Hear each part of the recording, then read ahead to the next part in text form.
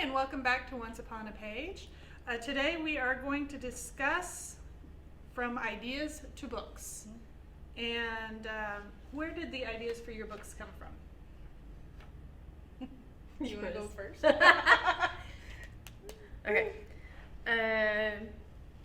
So I have so many ideas. I know, right? Like, that's what I was thinking. I'm like, I have so many ideas. How much time do we have? Yes.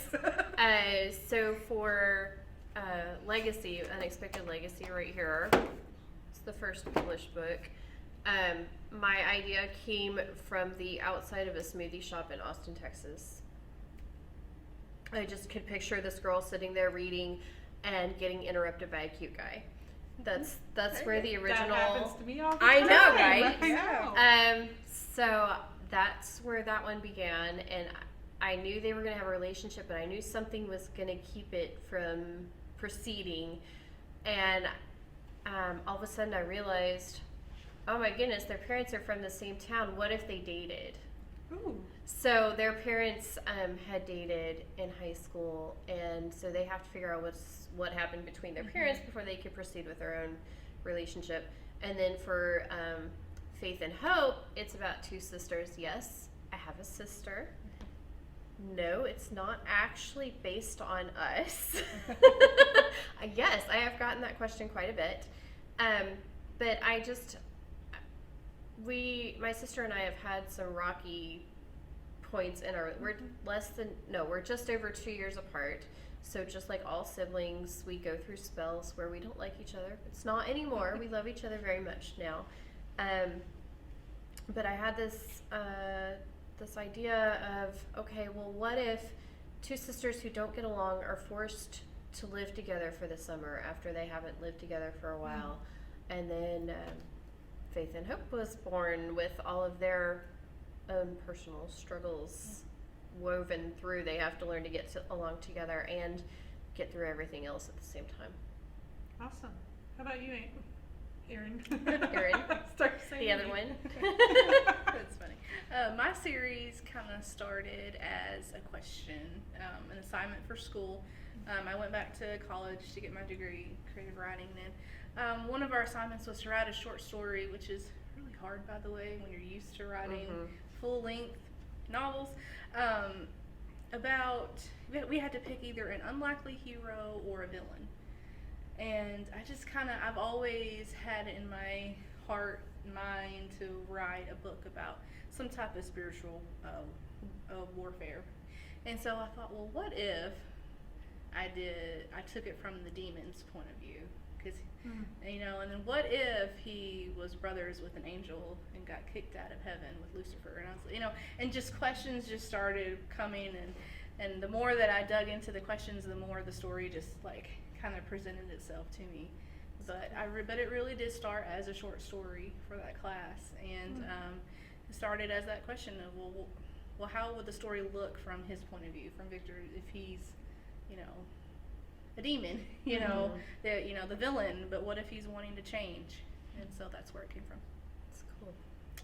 My books came from a question as well, not for a short story for class, but more dealing with what does it look like for a person who's been betrayed to go on in life, and what does it do to their faith? What does it do to them when they're looking at the chance to love again?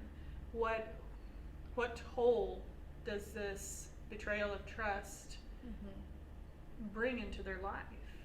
And it took a little different, as I was writing it, it actually took a different turn than I expected it to, because the first one I imagined it would all deal with that and all did, and it didn't. It ended up dealing more with her faith journey, hence Faith's journey. Wow. Yeah.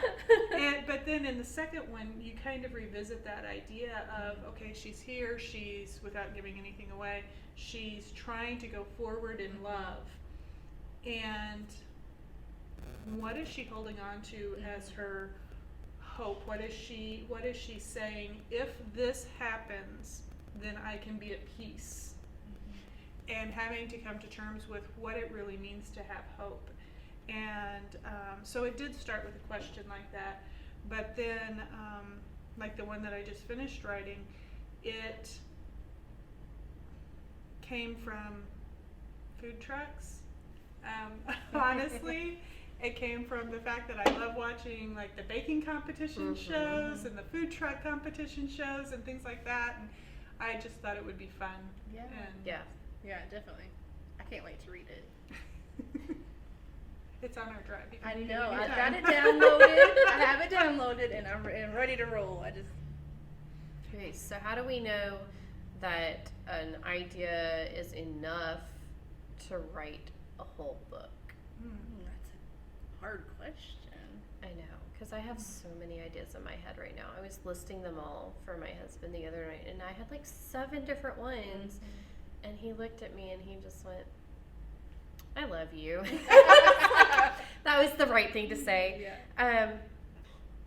But it, like, some of the ideas that I've had, I wrote the first chapter and then I went, crud, now what do I do? Yeah. You know? So I've got several of those sitting on my computer. How do you know when you can make it into a whole book? For me, I have several ideas like you know you're talking about, and for me, if it stays with me in my head for a while, like I can't stop thinking about it, then that's when I go, okay, there's something here, and I have to get something going. Nice. And so for me, that's kind of my gauge, I guess, you know, because I come up with so many ideas, and I'll tell them to my husband, and he's like, well, you know, he's like, exactly, and he's like, why don't we write that one down? You know, it's so funny. I'm like, that's a good idea, you know. Yeah. So, but yeah, for me, I kind of, if it doesn't go away, then I know that there's something here that I have to explore.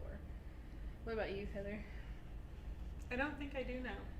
I think I get the idea and I start with it, and I write until it's written. And if I get into it and in the first few chapters I can see, ooh, this is going to happen, and this is going to happen, and this is how this works, and start seeing that, because again, I'm not a plotter, so I don't have it all out before I start. If I can get there, then I'm like, okay, this is doable. Of course, you know, writing a series, it was difficult because, okay, I got into it and I'm like, okay, I have enough for the first book. Do I have enough for the second book? Do I have enough for the third? And you get to places in your writing where, okay, some chapters are more fun to write. Some chapters, you're just like, okay, how am I going to get Some are to just from so here hard. to here? And Yes. they're hard, and you go, oh, maybe this isn't, you know, enough for a book. And, you know, you push through it, and it either comes and you go, yeah, this is enough for a book. Or you go, nope, this is a short story. You know? I love that. That's a great answer, because then you don't feel like you wasted you all that wasted time. your time, because, you know, I mean, writing takes up so much time, Yeah. especially when you know, I mean, I have 3 kiddos at home, you know, so my time is, I can't waste Precious. it. Yeah. Yeah. Definitely. I sort of just sit and think about mine a lot. Like I write down the main idea and maybe the characters' names in a notebook that I have, and then I start writing down ideas for different scenes as they come to me now, because I don't always have time to stop and write it right then, you know. And if I can get like 1 or 2 or 3 pages of notebook paper full of scenes, then I'm like, oh look, it's a book. Yeah. I've even taken little snippets of scenes that I thought about and used them in other stories. Yes. And been like, oh, I really like that. I'm going to use that phrase, or that's, you know. Right. You know. Our writing group does writing exercises every time we have it, and they're like 20-minute, just get this down on paper kind of exercises. But there are a few of them that, I mean, I've started keeping a folder on my computer, because sometimes that's enough to prompt the story, and it's like, wow, that would make an amazing story. And I've not gone back to them yet, but there are a few that when I wrote them, and they're not very long, because again, we only had 20 minutes to do it in, Most of them stop in mid-sentence because she goes, time, Time. and she's very, Yes. you don't type after she Yes. says time, you know? That would kill me. And I know I'm like, I'm just finishing this sentence. But I do want to go back to them because it has brought some ideas, sparked some ideas that I'd like to pursue further in the future. And That's awesome. That's cool. Okay, so how do we know when our book is ready to send out to the world to see if we can get it published? That's the hard part. That's the hard part. when you type the end, no. I don't know. For me, I haven't had a chance to start anything new, start to finish yet, because I've been focusing on the series, and I knew I had to do the 3 books, and it was bam, bam, bam, and so I'm not sure to that question as far as, I mean, obviously, so I go through a couple of rewrites before I send it out, but Yes. I'm not quite there to the next phase to send out a new series out yet. Yeah. I think I, rely heavily on, this is going to sound weird, my mom. She is a writer too, and an avid reader, so I can trust her opinion. I have her and another friend of mine that's an avid reader, and then now I have my tribe here that I can get things to. And as I get their feedback, I can say, okay, yes, I need to do some editing in this to make it a little tighter, whatever.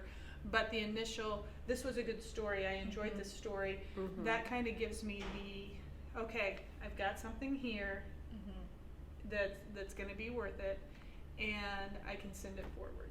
Yeah. Yes. And it may take a little editing before I get to that. I know with Faith's Journey, our local writing group had all read it before I sent it out. And I got their feedback on the story itself and some editing stuff and everything, and did that, and then just biting the bullet and doing it. Just, you gotta let it go. You gotta let it go. You do. Yeah, And it you may do. not come back positively. We hope, we pray, we Yes. agonize Yeah. over Yes. it. We check our email even though we know we just sent it an hour Yes. ago. Have they Yes. already sent the Yeah. contract with the movie rights and all, Yeah. We we do it regularly, even though it says, it can take 3 months. We're checking every day. Yes. Yes. But there does come that point that you've just got to say, You gotta trust it, and you here just it gotta is, send it. and- I think that is probably a huge hurdle for authors. It is. Just from being in different groups, on Facebook and different, just watching people talk about it and commenting, and that's like one of the main things I see is people are saying, it's just not ready yet. I've done 15 edits and it's just not ready. You know what? Or I'm just, I'm Yeah. exaggerating, Yeah. but you know what I mean. It's like Yes. it gets to a point to where you can perfect it so much to where it's, You can only edit Yeah. it so many Yeah. times before you can't really do Yeah. anything else to it And- without making it worse. right. And I'm And- such a perfectionist. Like, I have to just be like, okay, I'm letting it go. Like you said, I'm trusting the people who I have in my corner, reading it, editing it. You're trusting your publisher. You just gotta push it out there. Yes. Right. And that is not an easy thing to do. I feel like every time I write a book, I reach a certain point when I'm writing it where I'm like, what am I doing? This is Yeah. a bunch of junk. Yes. Nobody's going to want to read Yes. this, I'm And I glad just I'm have not to, the only no, one. I you're not can't, the like, only one. my husband will vouch for this because I look at him and I go, this is no good at all. What am I doing? I'm It usually wasting my happens in time. the middle of the book for me. Yes.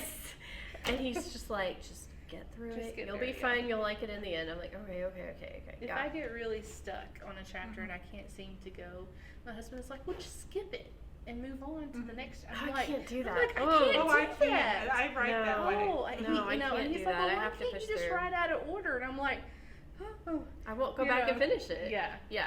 I'm like, I have to push through this. I'm the oddball on that one. Yeah. I do out of order. Do you? If I have an idea for something and it's just really, really sticking with me, and it's fresh in my mind. Mhm. I want to get it down Okay. while it's fresh in my Yeah. mind. And so I will go to it so I can make it the best scene that I can make it. Okay. Yeah. And I mean, then that I'll makes go back sense. and- I mean, it makes perfect sense in Yeah. my head, but getting my brain to do, I just, yeah. Yes. I'll write down the gist of the idea. That way I have it, but yeah. I have to go in order. I don't know what it is about that. Sometimes I'll write it in a notebook, but I won't type it into my actual document Until yet. you're ready for it. Until I'm ready for it, because that gives me something to work towards. There you go. That's a good way Like to do it's a it. goal. That's a nice way. So then it doesn't feel permanent when Yeah. you're typing it. Yeah. And I have to let mine sit for a while, like a couple months at least, before I even look at it again after I've written it. Because if I look at it right after I write it, then it's all fresh, and I think I know what I said, even if I didn't actually say that. It's in my mind the right way, whether it's on the screen the right way or not. And no matter how many times you read it, you're going to Exactly. read it, whatever is in your mind. Yes. I've done that Yes. so much. Yes. So if I give it at least several months before I go back and look at it again. I was watching I think it was a Facebook Live kind of webinar thing, and somebody said that they had an editor that will read it through, and they're reading it through normally for story, for content. Is it gripping? Does it flow well? Is there a slow part, a fast, But then to read it for errors, they read it backwards. Sentence by sentence. Because your mind isn't trying to make sense of the story. It just sees the words on the page. That's neat. Yes. Yeah. And I thought, wow, wow, no. Yeah. At first I was like, ooh, I should know. No. You need to buy a whole bunch of headache medicine for that. When I'm doing developmental editing, I don't read it backwards to front, but I do read. I try to read just for the sake of story alone, and I prefer that way of editing so much more than line by line. So those are our thoughts on how to take a spark of an idea from that idea to the book stage. And we hope you found it interesting. It gives you a little insight into our own process. Several other authors that, I think we could probably all attest to the fact that other authors would say a lot the same thing. And if you have an idea for a book, go for it. Yeah. The only way you're going to know is if you try.